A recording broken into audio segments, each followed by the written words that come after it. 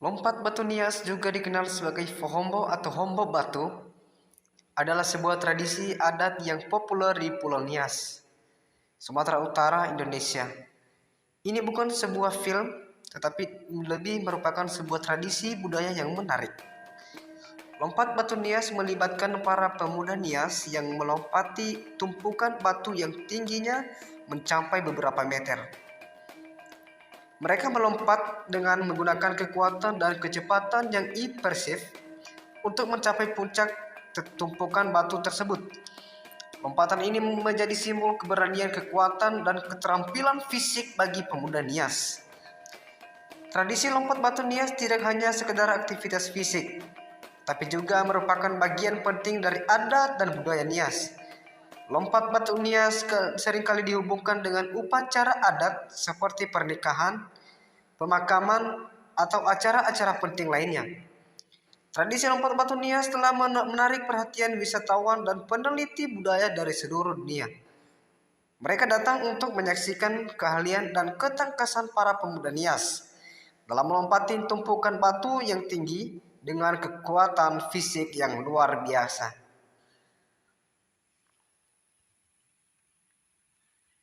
Berikut adalah penjelasan tentang bagaimana budaya-budaya yang ada di Nias, khususnya Nias Selatan. Dan marilah kita menyaksikan bersama-sama.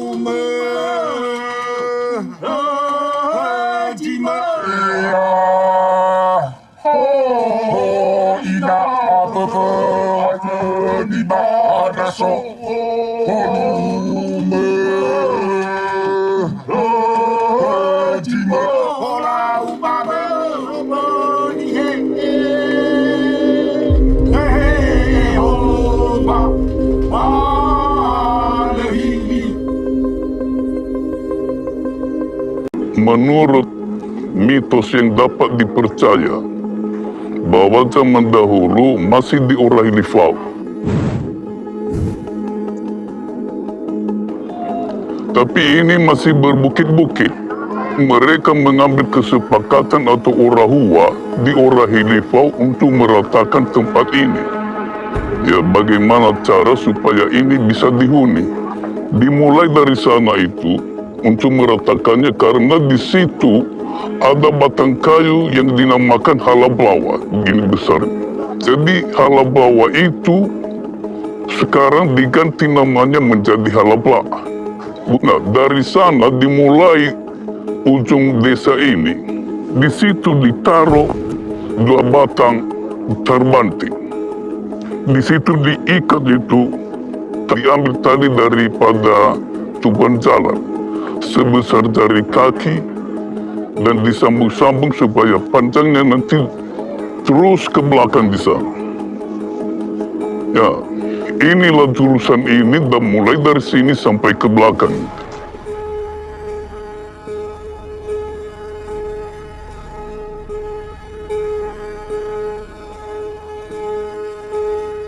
Setelah selesai ini diratakan, ini juga dibuat jurusan ini, nama desa ini, nama ini, jurusan ini adalah namanya Simandala.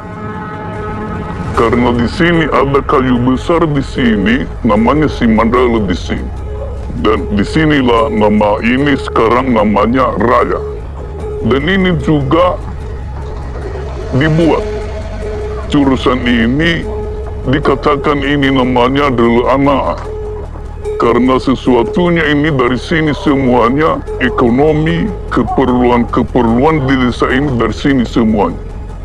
Maka dikatakan adalah anak.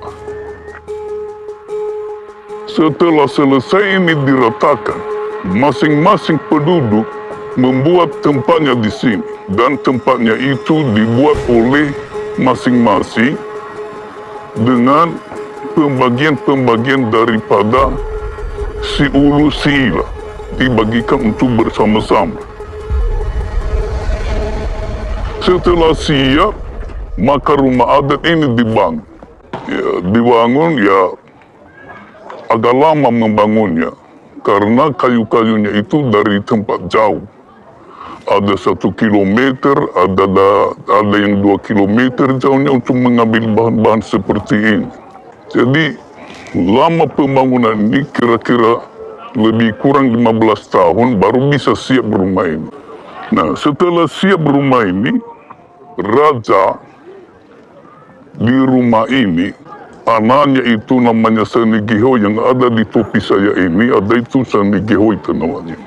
Dia tidak bisa menduduki atau menghuni rumah itu sebelum ada waktunya. Tapi di sini dibuat tempatnya di dinding sama dia dengan daun-daun daun rumbia atau pelepah sagu. Ya, di sini dibuat sebelum ke situ. Dan kira-kira selama 3 bulan atau lebih. Dan sambil membuat itu balai desa. Balai desa itu adalah tempat pertemuan atau sidang. Bila ada yang melanggar peraturan, disitulah disidang. Pelanggarannya itu berat, itu direndam di dalam air. Diikatkan batu di tubuhnya itu dan dimasukkan ke dalam. Ada juga yang digantung. Ada juga yang dijadikan sebagai budak.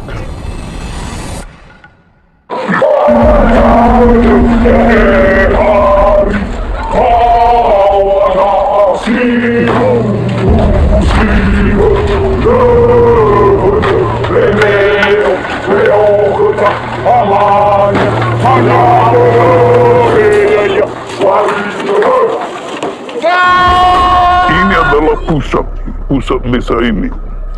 Di pusat desa ini ada yang diberikan benda-benda di situ. Benda-benda emas ditaruh di piring Cina, dan ada itu satu mangkok berisi minyak dan diisi dengan biji-biji emas. Nah, kalau mangkok minyak di dalam mangkok itu berkurang, berarti keberuntungan di desa ini adalah berkurang juga. Minyak yang di dalam mangkok itu naik, berarti ada keberuntungan di desa ini. Tapi kita tidak lihat, mungkin begitu juga sekarang itu situasinya, karena masih ada di dalam desa, dan ini jalannya masuk ke sana, ini juga masuk ke sana, dan ini juga masuk ke sana. Ini sengaja dibuat ini pertengahan ini. Ini ada maknanya itu. Jangan ke kanan atau jangan ke kiri itu. Sesuatu yang dibicarakan di dalam soal-soal apa saja, yang benar-benar saja, yang betul-betul sajalah bicarakan. Jangan berbohong, jangan berdusta, itu maksudnya itu. Makanya ini sebagai pusat. Habis memasang ini batu-batu itu diangkat itu. Ya, batu itu diangkat, itu diambil dari Sungai Batu Buaya. Itu Sungai Batu Buaya itu di sebelah barat Urahilifau di sana.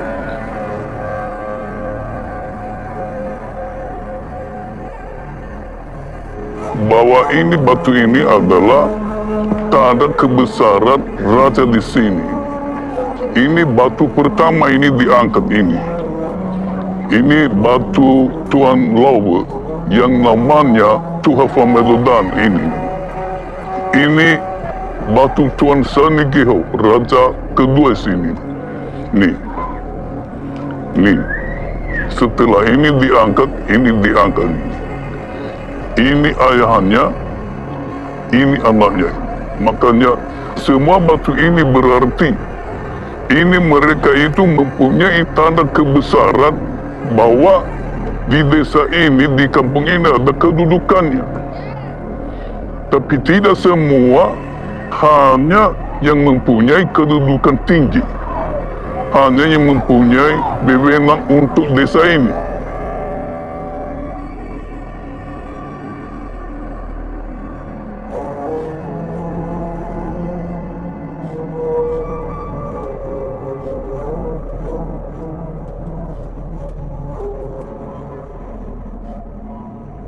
Halo Dini, apa kabar? Halo, baik. Sehat-sehat ya? Sehat. Alhamdulillah. Oke Dini, aku akan langsung aja ngajak Dini ngobrol karena banyak yang pengen ditanyain seputaran dengan hal-hal arsitektural ya di desa Bahu Mataluo ini. Yang pertama yang aku pengen tanya itu adalah apa sih sesungguhnya konsep tata ruang yang ada di desa Bahu Mataluo ini? Nah, oke. Jadi seperti yang kita tahu ya, desa Bahu Mataluo ini ada di atas bukit dengan menghadap ke timur. Karena itu disebutnya Bukit Matahari. Nah, desa Bahu Mataluo ini dibangun dengan pola linier atau memanjang. Kemudian dengan gaya arsitektur rumah panggung.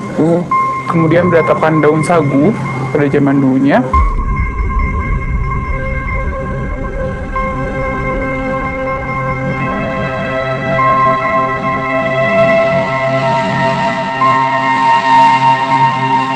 Kemudian kalau kita lihat dari samping itu bentuknya kerucut.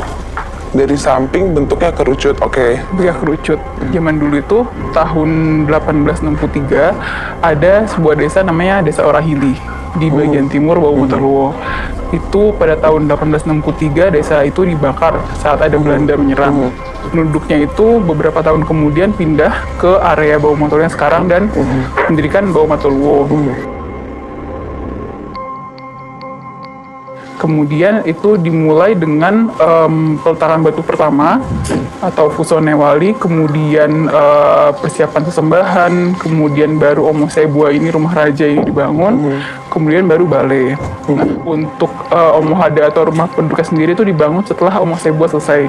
Jadi ini dulu yang dibikin nih, Iya, yang lagi kita rumah raja bikin dulu. ini ya. Betul. Bangunan paling besar yang ada di desa Bangunan ini. paling besar. Kemudian baru Omo Hada, rumah penduduk. Nah, untuk Omo Hada sendiri itu ditatanya itu secara berhadapan-hadapan Oke. dan bersebelahan. Nah, menariknya itu di sini Omo Hada yang bersebelahan ini di tengahnya itu ada tangga yang menuju ke ET. Jadi ET itu menghubungkan dua Omo Hada. Semacam connecting door seperti itu ya. Iya betul ya, kalau di hotel connecting door gitu ya. Nah, jadi uniknya itu di setiap Omo Hada ini ada pintu yang menyambung. Jadi kalau misalnya bagikan masuk dari Omo Hada ujung ke ujungnya itu bagian tuh bisa lewat dalam Nggak usah rumahnya. keluar dari Nggak rumahnya, usah itu keluar bisa dulu. nyambung terus Betul. gitu. Oke. Jadi itu ternyata zaman dulu itu juga dibuat sebagai seperti pertahanan terhadap musuh. Jadi kalau ada musuh datang, penduduk bisa masuk ke rumah kemudian bisa bersembunyi. Pengen tanyain karena ini cukup menarik menurut aku, itu adalah aku dengar rumah-rumah di sini di bawah mata luar ini atau mungkin juga di Nias secara keseluruhan itu katanya arsitekturnya itu anti gempa. Iya betul. Jadi kalau kita lihat di sini, ini tuh Omo Hada dan Omo Sebua, rumah raja ini terdiri dari 3 struktur. Jadi ada struktur bawah, kemudian ada struktur utama di tengah, kemudian ada struktur atap. Atap, oke. Untuk struktur dasarnya sendiri itu terdiri dari tiang-tiang vertikal dan diagonal. Nah, uniknya itu berbeda dengan rumah-rumah panggung yang ada di Indonesia ya, rumah-rumah tradisional lain. Di sini itu ada tiang diagonal tadi, namanya driwa. Driwa, oke. Driwa. Kemudian ada tiang ehomo ini, tiang-tiang ini. Yang lurus nih, Yang lurus-lurus ini. Nah itu mereka tuh ada disusun dari depan sampai ke bagian belakang. Jadi setiap tiang-tiang vertikal berdiri itu diselingi oleh tiang driwa. Itu memang sistem struktur yang tahan gempa. Kemudian untuk di atas itu ada struktur utama.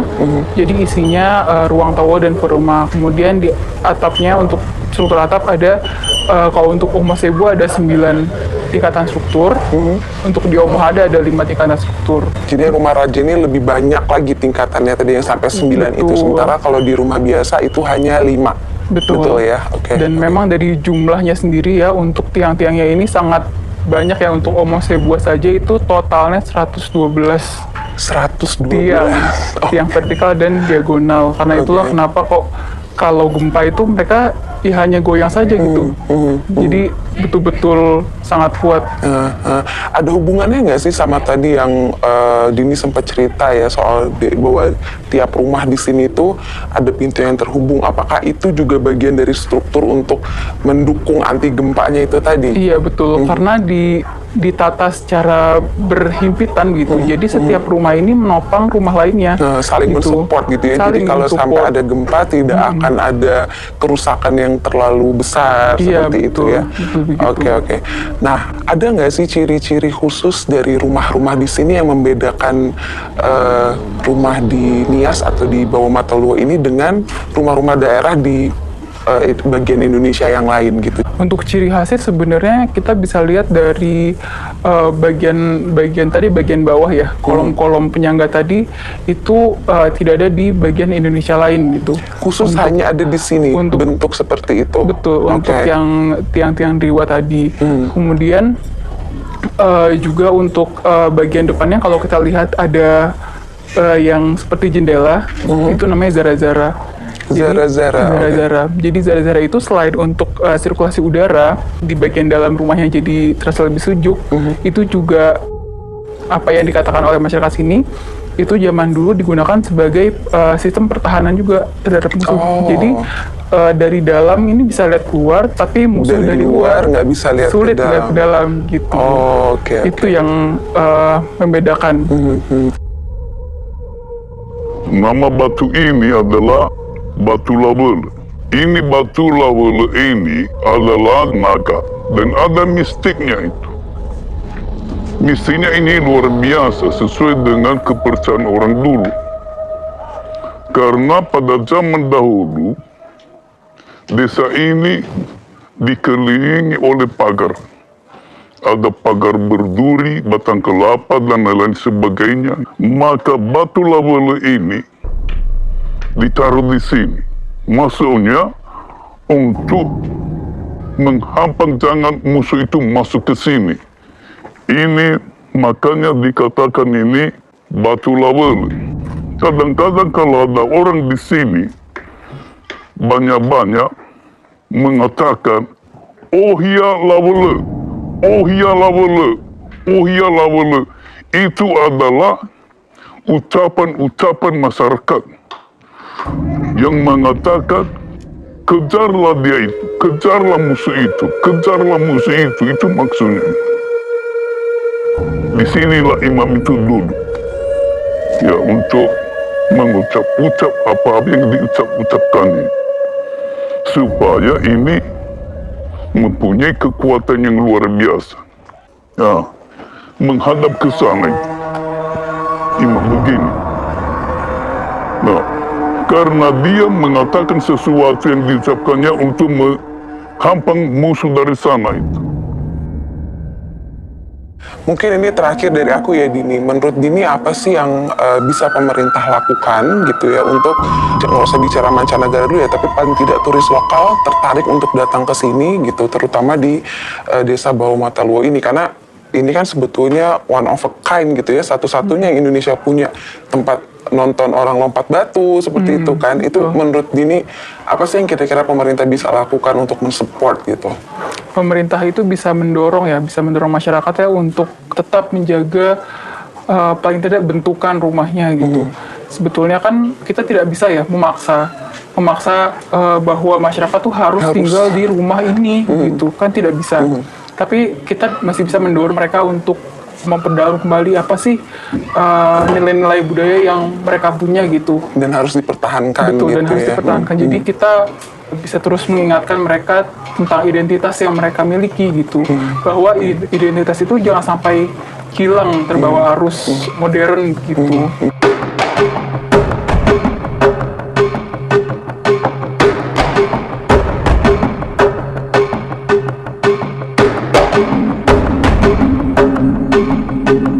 Hadia wala falua manari ni funa. Fanari na Sodomi, Bavani Matou, Hadia bora wala falua manari moyo.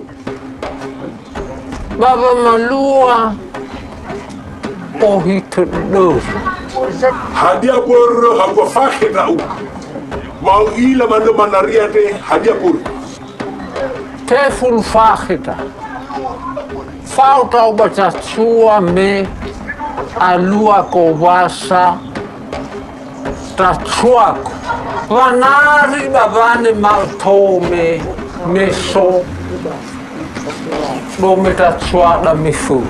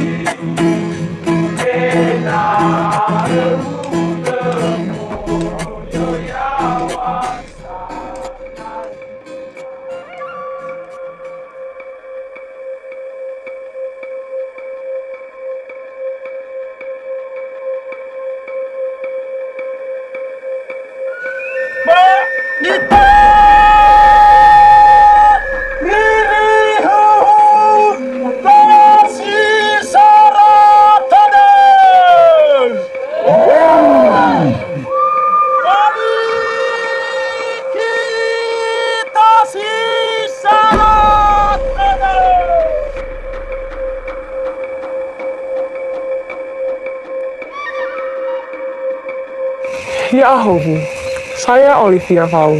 Sebagai anak daerah yang besar di Nia Selatan, saya sangat mencintai budaya dan juga adat istiadat yang ada di Nia Selatan. Sebagai salah satu bentuk kecintaan saya, sejak kecil saya sangat senang menari, khususnya menarikan tarian adat dari Nia Selatan. Hal itulah yang menjadi motivasi terbesar saya untuk mendaftar dan mengikuti seleksi pemilihan duta wisata hingga akhirnya terpilih, karena saya ingin menunjukkan bahwa setiap anak daerah memiliki banyak kesempatan untuk bisa maju memperkenalkan budaya yang ada di daerah mereka. Untuk itu, saya sangat berharap semoga seluruh anak muda daerah Nia Selatan dapat menjadi muda-mudi yang bangga dan cinta akan budaya daerah mereka dan dapat menjadi pemuda yang melestarikan serta membawa nama Nia Selatan menuju internasional.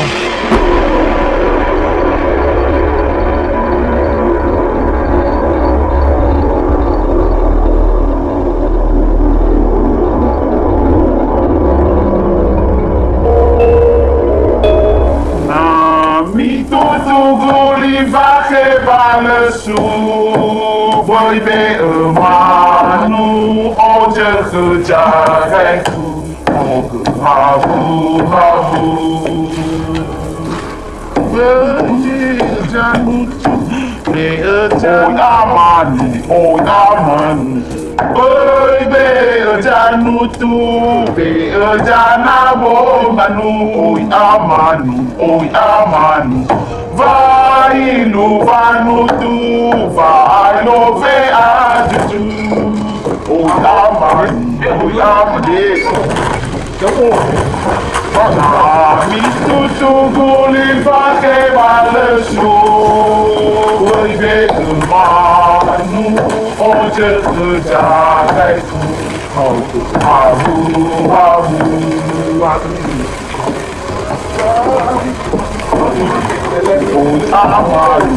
Amanu, boy beojanu tu, beojana boy manu, amanu, boy luvanu tu, baalo beadu tu. Maulu, jadi kekuat. Nani tutu boy balesu, boy be manu, be kori mana be dokan itu ada no. Nah mau lihat be dokan itu ada no be, be cakap lagi kan be.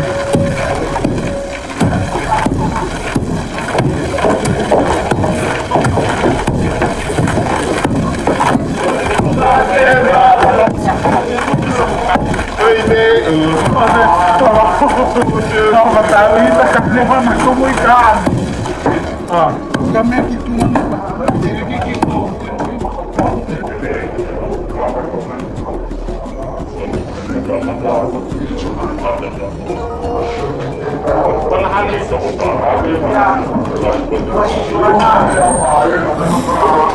lain aja terus. Kadang-kadang biasa menteri pendidikan. Ya, awal sanoturia. Omasira laila hayawal wal hada sisoba dananiha. Maka masofanada mataila matefana da mafasiulu iraina waira roto johale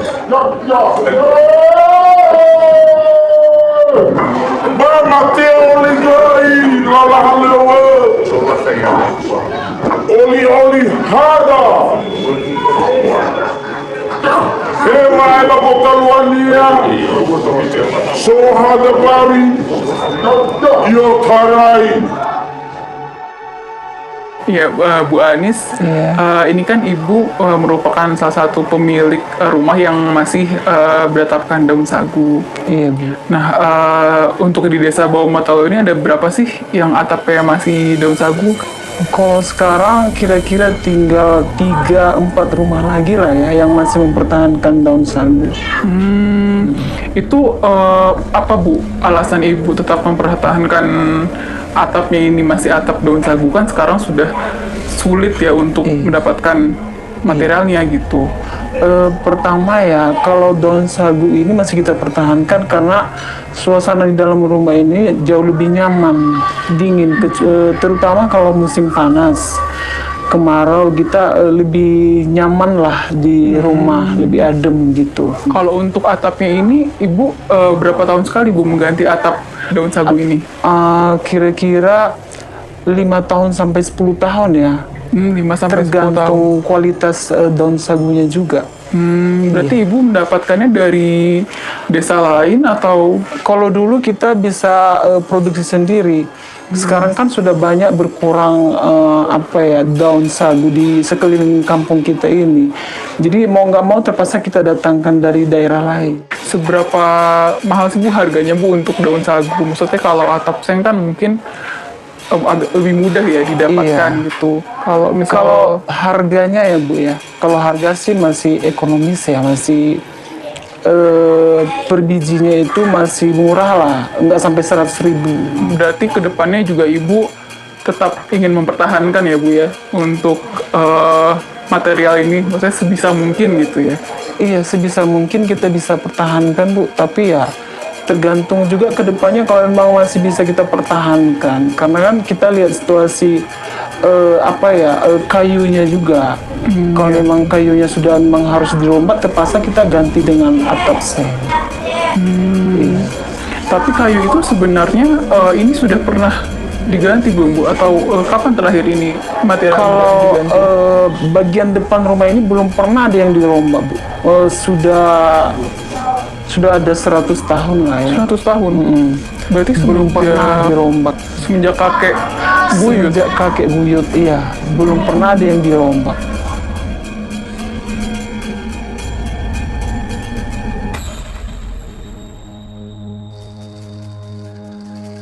Bau Matalo ini adalah berasal dari Desa Orahili yang sekarang dinamakan Desa Orahili, Orahili Fau. Pada zaman itu, kolonial Belanda melakukan peperangan untuk menguasai Indonesia, termasuk Kepulauan Nias.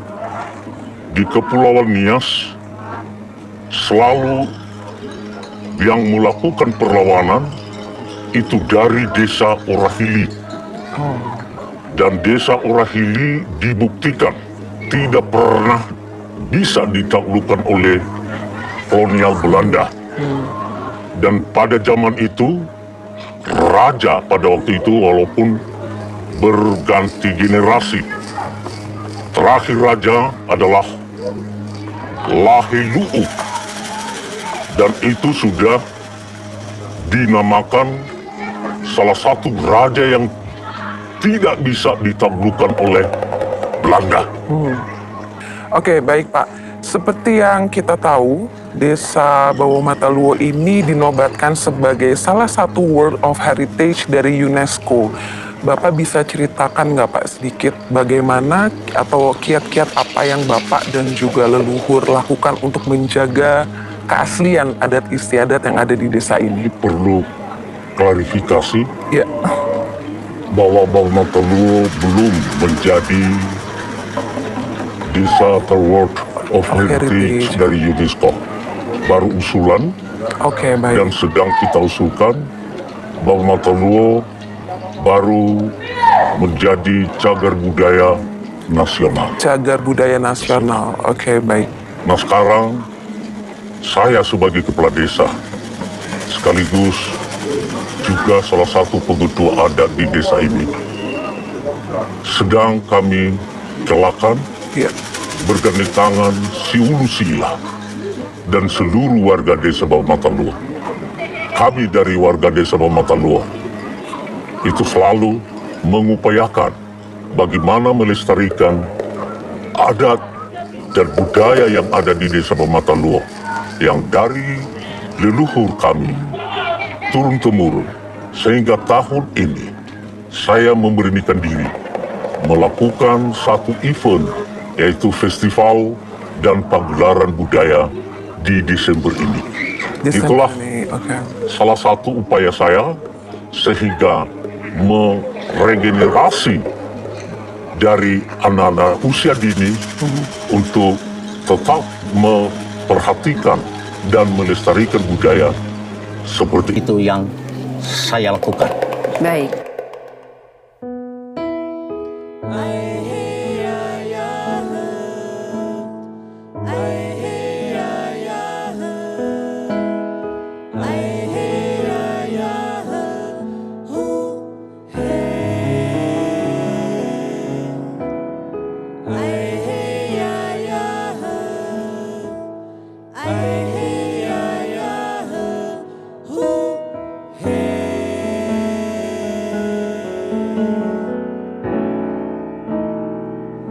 Tanah air ku tidak kulupakan, kan terkenang selama hidupku.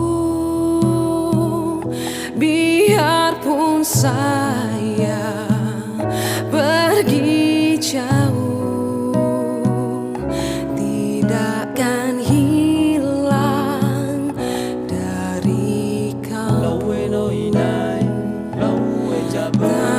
Tanahku yang ku cintai, engkau ku hargai. Siwa manese, oi la bago fula da bacima khmaka, asese iwa ya baga mendola da manda funa, au hanoro ni luluwa heya, au hanoro ni luluwa so, alisi da bada daya, bulu ta favolo bolo, ligo siwa manese, tori huma sekhi waji saratada.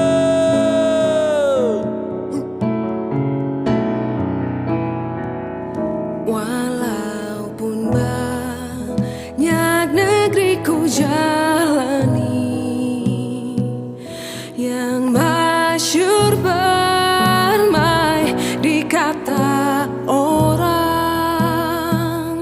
tetapi kampung dan rumahku, di sanalah ku merasa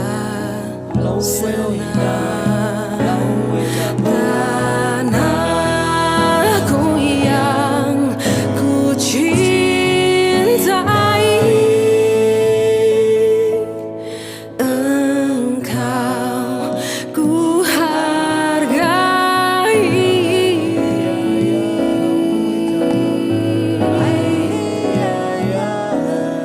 Engkau ku hargai.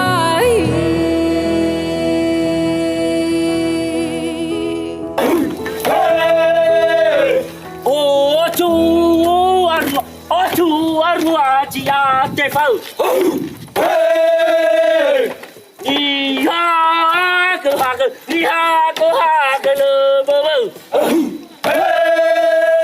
Wah, wacwa. Bayi jale. Oh ya. Belanda ya walangian. Belanda ya walangino. Nida fama ya usali. Nida fama ya umo. Fau khanya jisiwa moton. Fau khanya jisiwa ngaroro. Ihala da kumalo. Me fakhaya nangisila borota. Me fagya nangisila daya-daya. Yaya nangisimane leuble. Yaya nangisimane habula. Me aboto jika rudangi.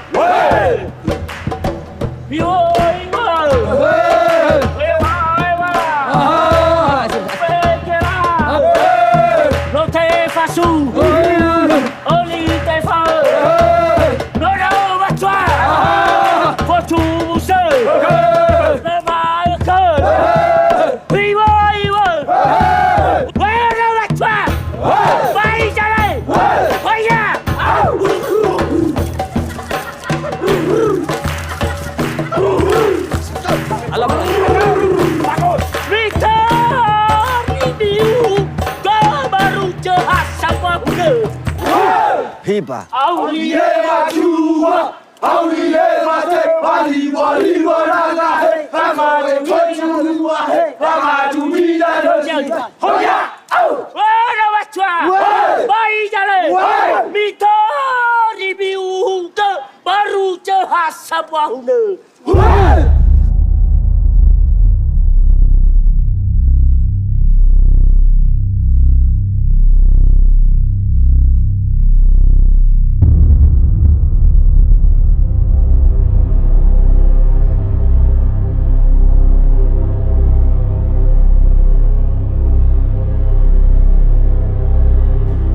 Yaho Bu Pak. Yaho Bu. Yaho. Nah sekarang kita ada di Berenadu ini kan Pak? Iya Berenadu. Nah yang menurut aku dengar tempat ini merupakan tempat di mana asal pertama nih masyarakat atau warga Pulau Nias. Kalau asal usul masyarakat Kepulauan Nias ini asalnya. Oh Desa Berenadu ini atau Desa Sifalagigom. Jadi menurut cerita nenek kita atau kakek-kakek kita di sini, Hia ini dulu yang diturunkan dari langit. Ya, yang diturunkan dari langit. Yang menurunkannya adalah Langi Sagoro atau Daulu Furwijaya. Ya, setelah diturunkan sampai ke bumi Nias ini, Tuan Hia ini segala macam keperluannya setiap hari. Osalinadu, tempat ibadahnya, rumahnya, segala macam lah. Sudah ikut bersama diturunkan dari langit oleh ikut sama dia yang diturunkan oleh Daulu Furwijaya. Setelah sampai ke bumi Nias ini, ya, tidak ada orang karena dia sedih. Oh bagaimana lah ini? Makanya diundang angin yang kencang hingga dia ambil dahinya,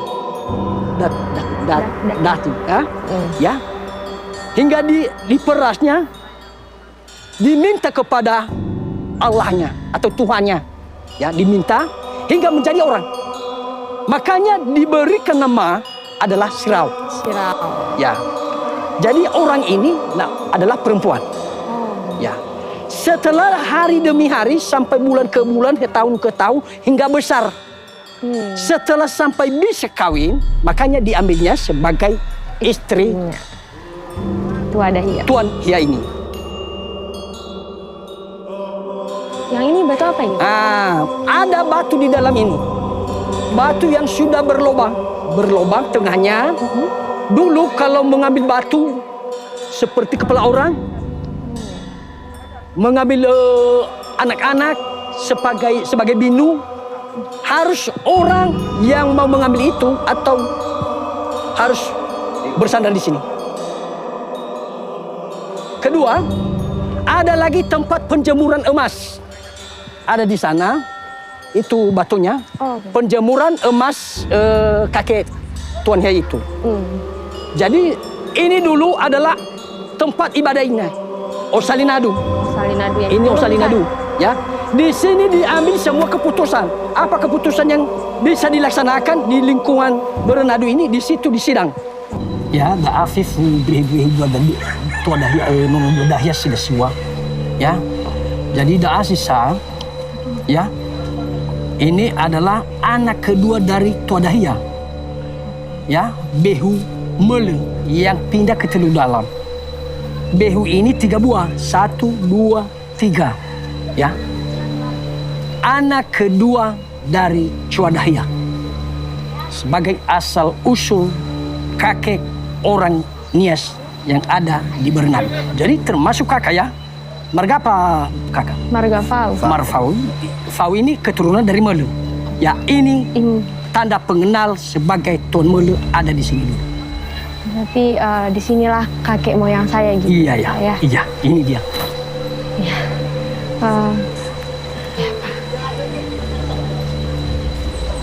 Jadi ini adalah Behu Marga Giawa, anak keempat dari keturunan Tua Dahia. Ini behunya sampai kemari di sini. Ya, ini gedaknya. Da Behu Giawa. Giawa. Dua da Giawa.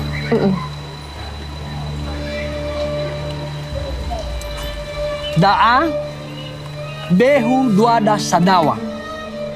Anak ketiga. Ya.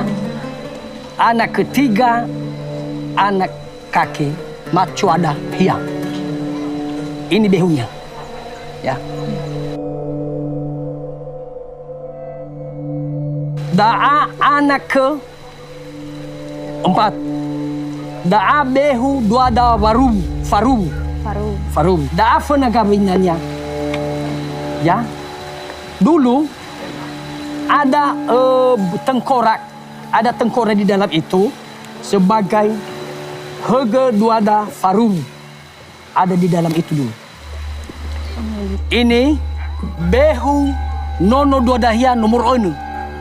Da Sotoinia adalah Telang Banua. Ya. Sifida Tarai Gomo, Lumale, Badudu Bahau, Feta Bagus Tawi. Dan ni foto Behura. Ini Pak. Daa Irugi Daa Behu Jebua. Ono nomor fitu. Nomor 7. Nomor fitu Hejua Dahia. Ya. Perpindahan Daa Finda Manurahili Baji Falagwade to Bade Teheci, Abo to Bada, Lumalis to Baji 2 ori, Aifa Baji 2 ori, Lumale Yeu, Badu Meri. Bagus tahu. Daya perpecahan Madu Jebua Ofeta bagus tahu.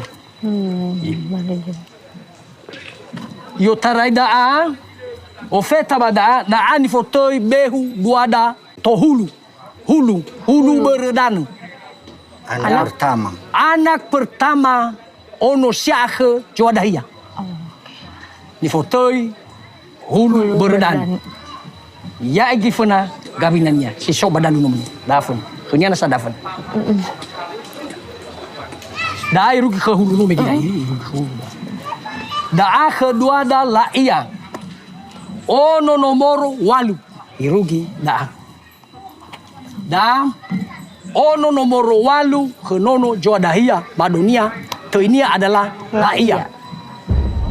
Batas daa ke Halawa. Ono nomor siwa. To ini asli mefuna to Halawa. Ewa aina ya daa lamane Halawa. Jadi to ini mefuna to Halawa. Dah ono nomor siwa. Ofeta saya juga. Jadi daa saya tengah Behu baru dah semisi. Ono Jafri. Hanya sampai di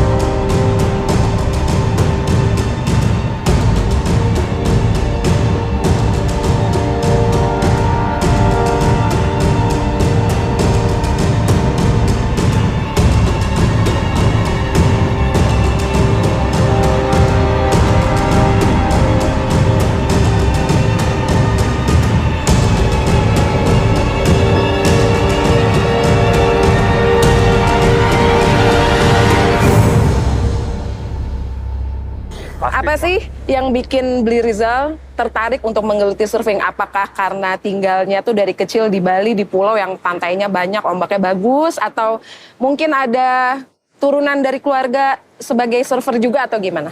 Awalnya waktu kecil, saya umur 8 tahun ya memang besar di Bali kan, di Pantai Kuta. Jadi waktu saya kecil memang nggak ada pilihan lain. Ya Kuta masih seperti alami, banyak pohon kelapa, masih kebun-kebun. Ya makin lama-lama ya dari suka surfing jadi hobi, ya bisa jadi sumber kehidupan, jadi sebagai atlet surfer profesional. Dan surfing juga sebagai seperti agama ya. Dan kalau kita nggak ke pantai sehari itu udah pusing rasanya tuh gimana. Dan ada seperti kayak meditasi gitu, jadi ya biarpun di rumah ada masalah banyak, pusing apa, kita surfing ke pantai semua lepas, bebas dan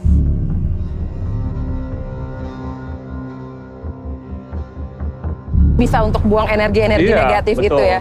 Luar biasa. Ini sebenarnya satu pencerahan juga kalau buat aku pribadi ya. Tidak pernah terpikir bahwa surfing yang kalau di mata aku nih ngelihatnya tuh olahraga yang cukup ekstrim, menantang, susah udah pasti di kepala aku. Nah, sekarang aku mau ke Farun juga ya.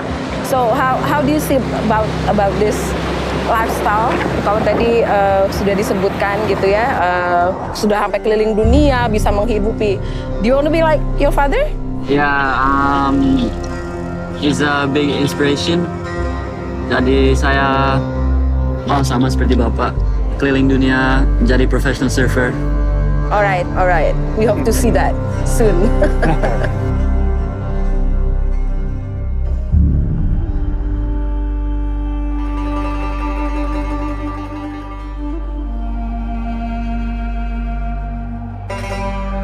Oke, Bli Rizal, ini karena berhubung kita sedang berada di Pantai Sorake di Nias ini ya. Bli Rizal, apa sih mungkin punya advice atau saran gimana caranya supaya surfing di Nias ini gitu ya, atau para peselancar di Nias ini bisa lebih berkembang lagi, bisa lebih maju lagi, sehingga nggak kalah juga dengan daerah-daerah lain di Indonesia? menurut saya untuk mengembangkan surfing di Nias, kita harus mulai dengan board rider. Harus ada board rider sendiri, kayak di Bali di mana kita setiap daerah atau setiap surf spot, kayak di Uluwatu ada board ridernya, terus di Dingin ada board riders, terus di Kuta, di Canggu, Madewi, seluruh Sanur pun ada semua. Jadi sebenarnya di situ dah untuk melahirkan atlet-atlet muda, apalagi sekarang di Indonesia sudah ada namanya PSOI kan, Persatuan Selancar Olahraga Indonesia. Dan itu kedepannya kita akan membuat kayak kita kayak liga sepak bola. Jadi kita akan adu. Jadi setiap kayak Nias, kita punya atlet junior, open dan master. Jadi kita bertanding lawan siapa nih? Bali. Oh kita lawan Jawa Timur. Jadi itu kedepannya itu rencana kita untuk masa depan anak-anak ini kayak Farun. Farun dari kecil udah dari umur 10 tahun itu udah dari bukan 10 tahun lagi. Masih harus didorong sama saya, udah ikut pertandingan, baru bisa lurus saja, sudah itu namanya pushing division. Jadi bapak-bapak itu berenang itu dorongin anaknya, berapa lomba lurus, baru bisa belajar lurus saja.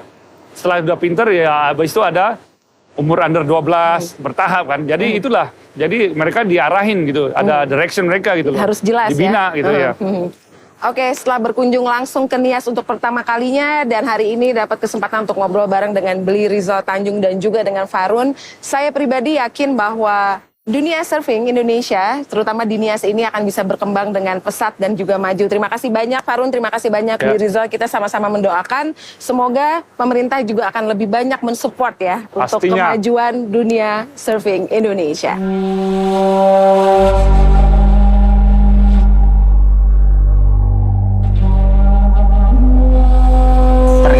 Nama saya Herbert, umur saya 21 tahun. Ini adik saya Kevin, ini sepupu saya Lorena. Kita udah mulai surfing mulai umur, kalau saya 10 tahun. Kalau Kevin? Kalau saya sih 7 tahun. Saya umur mulainya 12 tahun. Kita main surfing melihat bule-bule dari mancanegara datang ke sini. Kok mereka bisa ya? Saya pertama surfing dikenalin sama bapak. Bapak ngajari saya, yang dimana awalnya itu saya nggak bisa berenang. Jadi Sambil belajar surfing, saya juga diajari berenang. Kalau saya belajar juga sama om saya, yaitu Om Irawan Wau. Dia mengajari saya sejak umur 7 tahun. Dia memberitahu bagaimana cara mengambil ombak yang bagus, dapat posisi yang bagus dalam mengambil ombak. Bapak saya ngotot ngajari saya surfing itu karena bapak kadang khawatir saya suka kan jalan jauh. Jadi bapak ajari saya berenang. Biar kalau kita jalan sama teman nggak ada kejadian yang nggak diinginkan. Terus kan kalau surfing itu buat kita jumpa banyak orang. Nah kalau kita jumpa banyak orang tuh kan kita dapat koneksi, mau itu koneksi supaya dapat meniti karir ke depan maupun belajar bahasa Inggris. Tapi kebanyakan sih dari yang pendatang dari Nias itu orang Brazil sama Australia. Soalnya ombak kita di sini kan udah terkenal juga kan di dunia. Kalau nggak salah ranking 3 ya dari dunia. Walaupun pada awalnya itu saya udah nggak mau surfing lagi karena trauma, kadang tenggelam kan terus digulung ombak sampai hidung saya patah. Udahlah, bapak bilang ya udah nggak apa-apa, jatuh kan bangun lagi. Hidup kadang nggak mulus ya, jadi semangat aja. Terus papan saya ini juga yang diberi juga. Dengan papan adik saya juga nanti si Kevin juga, itu papan saya juga yang dikasih juga. Yang mana kita juga kan di sini nggak ada yang jualan papan ya, harus kita order dulu di Bali gitu. Terus kalau ada teman yang titip papannya, ya kita beruntung lah kalau pendatang dari luar negeri ya, kalau bule-bule gitu kita respect kita samanya ya, kita kasih dia ombak yang bagus, terus kita ngajak dia kemana-mana hingga pada akhirnya dia suka dengan kita, terus hingga pada akhirnya papan juga dikasih ya. Kalau papan sih yang dikasih bule dari luar negeri. Seperti papan saya ini yang dikasih orang Australia, namanya Jordi. Dia kasih kepada saya supaya saya termotivasi surfing lagi agar tidak berhenti. Kalau biasanya kalau papan ini kalau patah susah mencari fiberglassnya, karena soalnya di Nias ini mahal fiberglassnya, harus dipesan lagi di luar. Harapan saya yaitu pengen ikut PON, kan Liga Surfing kan udah termasuk di KONI kan. Terus pengen ikut kan 2024 PON tersebut akan diselenggarakan di Sumatera. Harapan saya semoga Nias Selatan juga dapat ikut turut mengikuti PON tersebut. Di Indonesia banyak young talent seperti saya. Jadi saya pengen pemerintah mendukung talentnya semua di sini.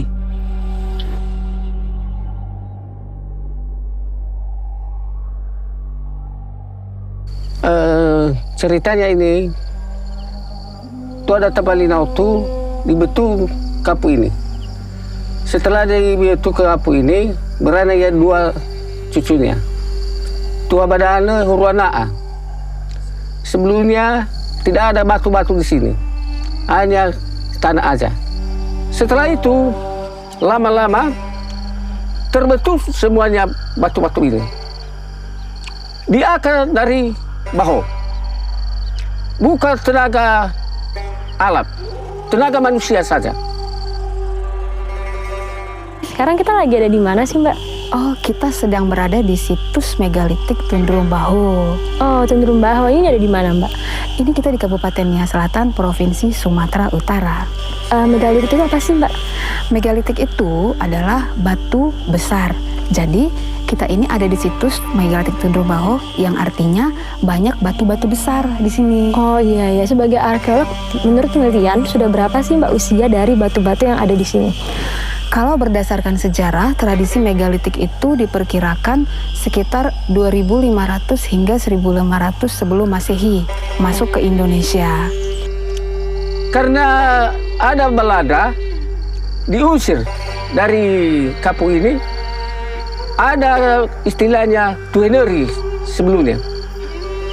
Dikumpulkan di kapu Tueneri. Ditinggalkan kampung ini. Setelah ditinggalkan, lama-lama kali berratusan tahun. Setelah data Bapak Adan Mali, baru digali. Dari situ, baru dipelihara kampung ini. Nah, yang ini, Liv, namanya dolmen atau meja altar. Zaman dulu pada saat pemujaan, di meja ini diletakkan sesajen untuk nenek moyang atau leluhur. Nah, yang di sana itu, yang berdiri menjulang tinggi, itu namanya menhir. Sebagai pertanda, di situ ada kuburan. Oke, nah kan kita bisa lihat nih Mbak, menhirnya ada yang pendek, ada yang tinggi. Itu bedanya apa Mbak? Biasanya menunjukkan semakin dia besar, mungkin derajat orang yang di bawah yang dikubur itu semakin tinggi. Oh, nah kita bisa lihat ya Mbak, letaknya itu ada di atas nih. Misalnya, kenapa sih Mbak batu-batu ini ada di atas gitu? Jadi gini, Liv, kalau situs megalitik seperti ini, khususnya kan dulu itu dibuat untuk pemujaan terhadap arwah leluhur. Nah, kenapa pemilihannya di atas puncak seperti ini? Karena kepercayaan mereka semakin tinggi posisi sebuah tempat, semakin dekat dengan arwah leluhur. Maka situs seperti ini akan selalu kita jumpai di puncak-puncak gunung atau bukit. Mbak Ivan, kira-kira desa tradisional yang paling tua di Nia Selatan ini apa? Oh, desa tradisional ya. Di Nia Selatan ini tuh ada 2 desa yang paling populer. Yang pertama itu Bawah Mataluo dan Hili Simaetano. Tapi di antara kedua desa ini, yang lebih tua itu adalah desa Hili Simaetano. Itu bisa kita lihat dari bentuk gaya hias batu-batu yang ada di depan pekarangan Hili Simaetano. Itu menandakan dia lebih tua dibanding Bawah Mataluo. Nah, Bawah Mataluo ini adalah desa termuda yang ada di Nia Selatan. Tapi dia populer. Ya, dia sangat populer karena desa Bawah Mataluo ini memiliki sebuah omozebua yang masih utuh. Omozebua itu adalah rumah raja yang paling besar yang ada di tengah desa Bawah Mataluo. Oh gitu. Baru sekarang ya digali pemerintah Nia Selatan, sehingga merasa kami di sini bagalah pemerintah Nia Selatan, sehingga terpelihara dan dikasih pembangunan sekarang. Begitulah cerita batu ini, khususnya Desa Lahusa, Kapu, Tundubao. Sekianlah, terima kasih. Yahoo!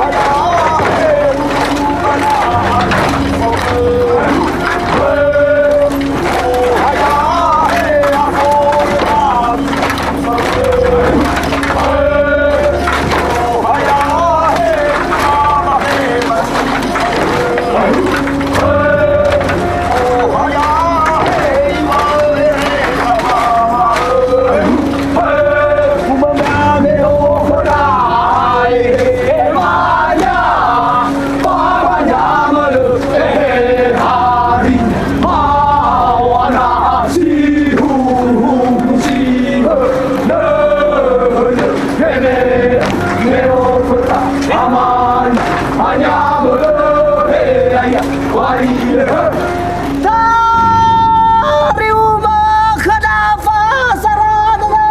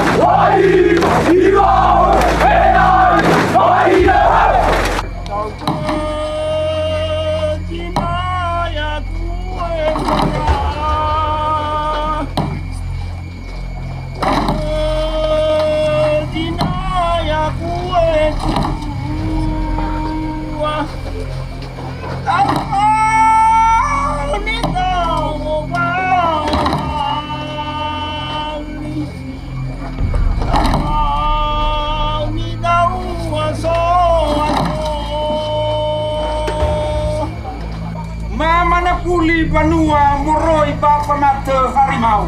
Ya ya wah. Pamala fata bapa ho fanali jumali. Bapa tola la fata ana harimau baci fitu fahe para. Ya ya. Inata pamata harimau memang itu hari bahi. Fak baca to. Ya ya wah. To hari ko auri baca to. Bau bau loyong madana mapakai terlof upaban wasa. Balafat Tuhan mabati makin darah. Famate tu bali fanai fahorban marab malah sabu berosa malah fabu pakai malah fabu buka. Kami fata mata bahu di mana? Apa ini bulan Kapolres Sibalah Koirana tambah hidup muda. Apa ini bulan Batinyo Lekes Sibalah Koirana. Apa ini bulan Hukum Tupake. Allah kupami bami bulan. Hukum pasyu lupasi lah bami bulan. Pame mami fata mata mami lakha mami halu. Bahala tadu ko chanamu ruisada madai dehem. Gama tete hala gama tete fuyu. Masara de basi ulu basi ila. Hala tadu ko chanamu ruisaba hilia daha. Yalla nawau badal balana hukum banua. Bafasara de da mada fasa. Banyani toba banda tamai. Bali ko.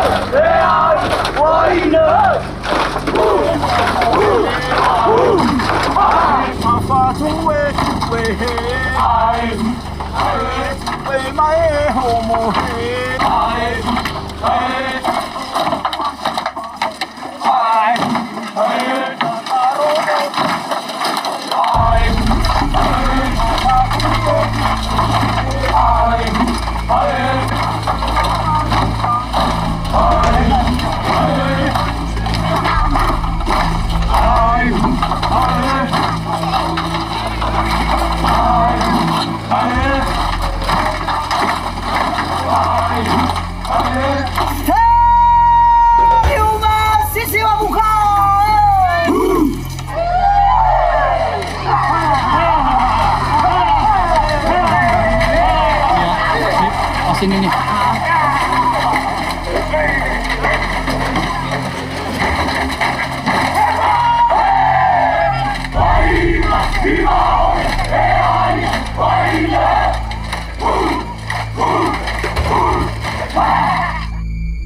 Yasara de Banua, Yasara de Basiulu, Yasara de Basila. Sahagul.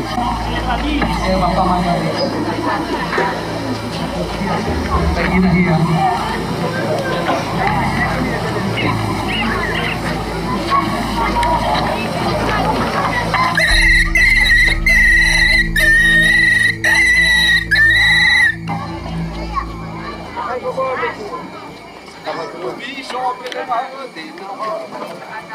Aí,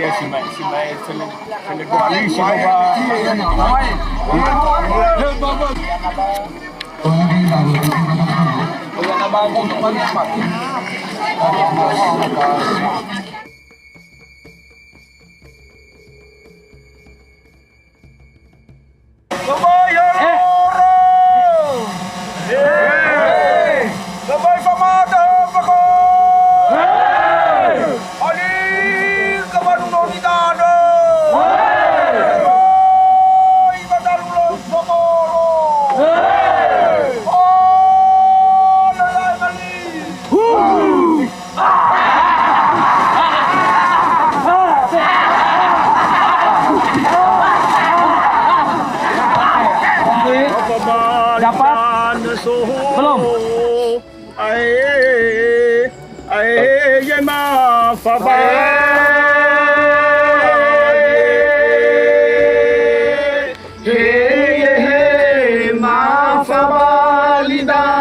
So sigu ko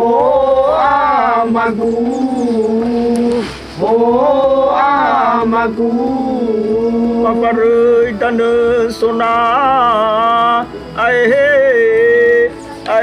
ye ma fare